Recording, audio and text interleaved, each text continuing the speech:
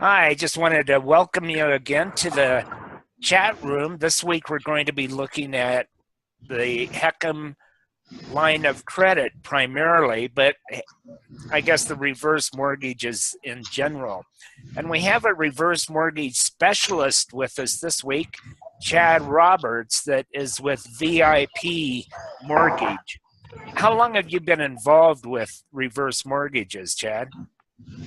Well, I've been involved with niche type of loans since probably 2006. I really started getting involved with the reverse mortgage in 2009. It was something called the HECEM Saver, which was their first prototype of the line of credit, and just really got involved with that. My niche has always been to work with financial planners and utilizing their home equity in a responsible way, but utilizing in a coordinated type strategy. We met through the FPA. They're one of our sponsors for the Denver region FPA, and they did put on a webinar. It's been, what, 6 weeks now? It's been a while, but we happened to meet at the last month at the FPA meeting, and Chad was willing to volunteer to participate. So if you want to go ahead and go to the share screen, Chad, and start sharing your slides with us. And I apologize that I didn't get the slides to the students in time. I'll send these out as soon as I can. I thought that I would be home from this last doctor much sooner. Go ahead, Chad. Oh, no problem. Yeah, so what I'm going to talk about today is it's a new reverse mortgage. They've come out with new flexibility, with new safety measures, things of that nature. But today we're going to specifically talk about the line of credit and how your peers are kind of utilizing it in various ways. It's now kind of turned into a financial type tool. And that's what we're going to mostly talk about today.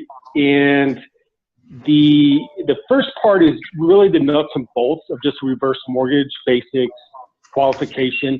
I'm going to go through that kind of quickly, and so we can really focus our most of our time on the meat and potatoes of the mechanism of the line of credit. So this is a shorted version. I'm CFP certified to do a 2-hour CE, but I kind of condensed this into 30 minutes just so we can kind of get through it. And at least you have the basics. And, just an imagination that there are other uses as far as how you can use home equity in a responsible way. So with that, can everyone see my screen okay? Yes. Yeah, it's great. Okay. So being in that financial community out there, I know you've probably seen these statistics, especially as far as the baby boomers are concerned. 10,000 people a day turning 62, lower savings, less preparation.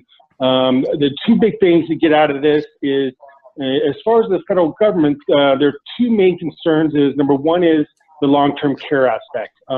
They're really concerned as far as these baby boomers kind of bankrupting us a little bit, as far as they didn't have a lot of preparation as far as the long-term care, which is a big buzzword out there right now. The second thing is the $6 trillion in senior home equity, and I think that's actually gone up to $7 trillion now. And the federal government really wants to open that up, and not only to really boost the economy and so forth, but also to utilize it to offset some of the costs that may incur as the seniors get older. Those are the two big things. And the other one is if they retire at 62, 84% would be in jeopardy of running out of money, which I'm sure you've seen in the past. So the next is just reverse mortgage basics. It's available for 62 or older. That's the most important thing. FHA qualified home, it just means that the home has to have a nice roof on, painting and so forth, just a little bit more than regular refinance. The other important thing, your Social Security and Medicare benefits will not change, okay? So they have no effect if you get into this program. Those stay the same going forward. The other big thing is the non-borrowing spouse, the NBS. What that means is, in the past, both spouses had to be 62 or older. Now, only one spouse has to be 62, and you can still do the reverse mortgage even if the other spouse is younger, okay, which is kind of important. There is a maximum home value. It's actually just went up to $636,150. It's not something we really, well, in California, it's important. I do quite a few out there. But even if your home is $1 million, just keep in mind that you can only utilize up to the $636,150.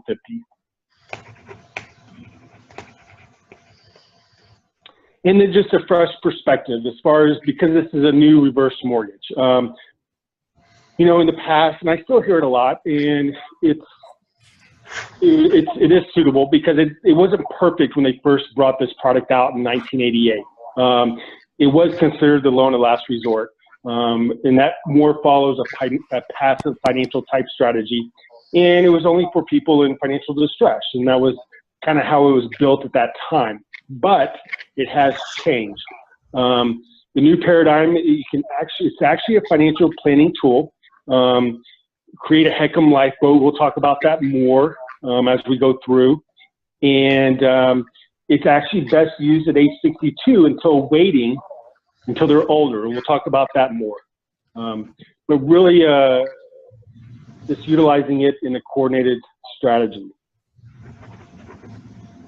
And obviously, you're very familiar with this as far as the nature of income. On the left side is the pre-retirement kind of flow of your income. Obviously, you get monthly income and so forth, W-2s and what have you, and some of that money goes towards your nest egg in the box 2. And then the third box is the liability, the home.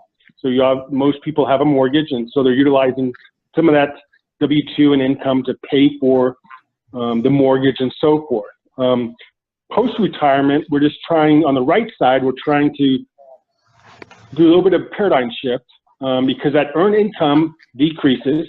Maybe they work a part-time job or what have you, but then you have to start flowing in your 401k, stocks, bonds, what have you, into that income. And, you know, that's when you get into the 4% rule, 7, I don't know, it's probably creeping up now, but, and the other part is the home equity, because a lot of times they still have mortgage. So now they have less income and they're still having to pay a mortgage payment. So the first step is kind of, okay, let's release that mortgage and we can take that away, and then we can start utilizing that home equity in a way that supplements the other incomes.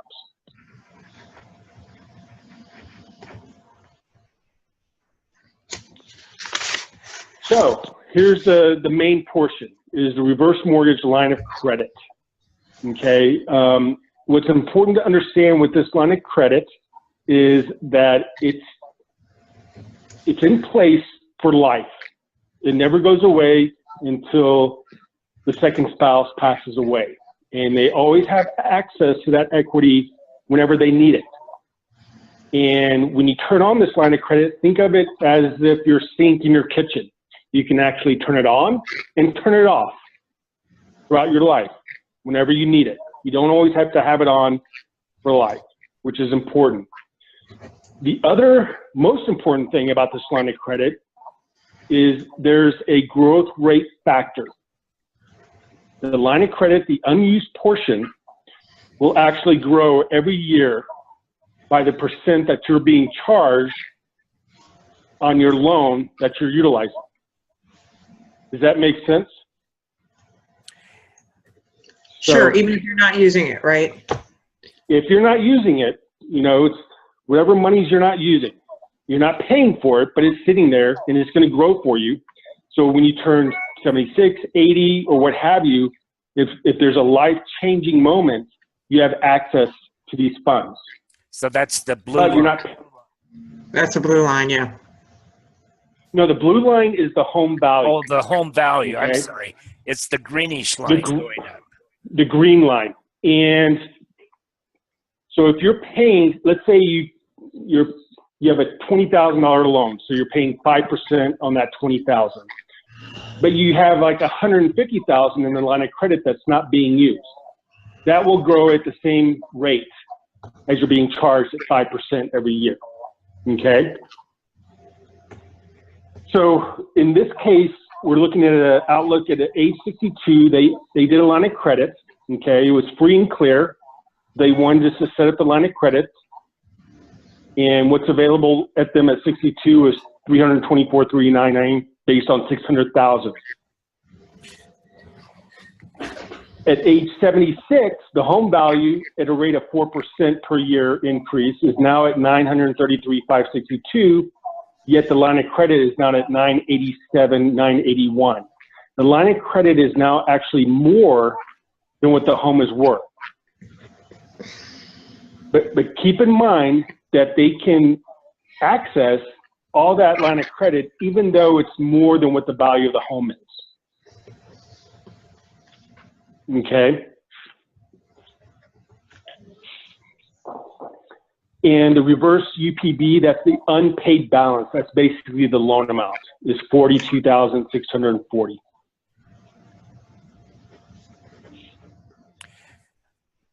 Now, does this kind of make sense? Explain why their heirs wouldn't be responsible for coming up with that if they both died at 76.